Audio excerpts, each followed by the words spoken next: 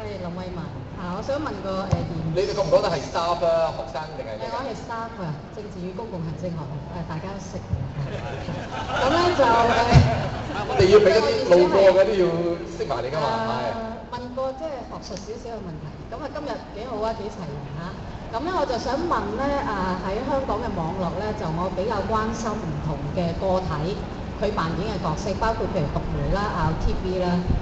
高登啦，頭先大家亦都提到人網啦，咁我哋配合翻今日嘅題目咧，就係呢啲咁樣嘅個體，佢喺政治參與上面，其實係咪有唔同嘅角色咧？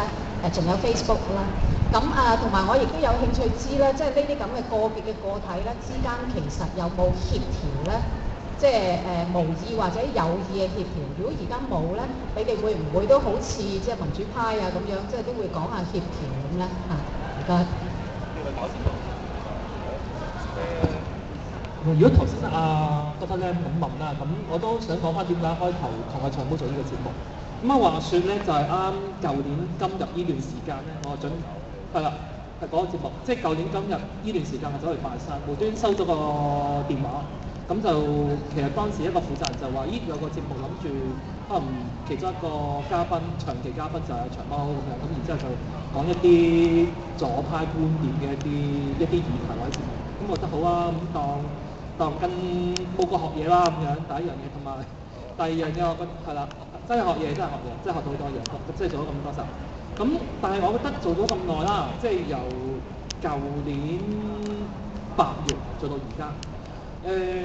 點解我覺得我仍然每個禮拜無償，即係冇錢收㗎，做呢啲冇錢收，即係有錢收其實起碼每集要收1000蚊一個鐘錄影費，應該其實起碼。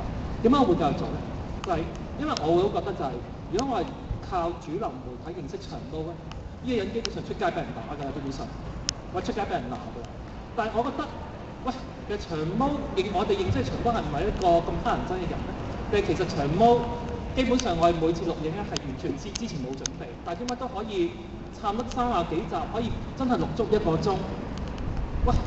唔係吹水㗎，係其實真係講一啲社會議題啊，或者甚至啱上個禮拜啦，節目預告我哋啱呢兩集會係呢一個香港左派嘅歷史同埋發展啦，咁咧有興趣上TV 睇啦咁樣咁所以我明顯都見到就話，喂，要長毛唔係我哋所講嗰一啲又講粗口啊，又蝦細路啊，又蝦女人嘅人嚟嘅。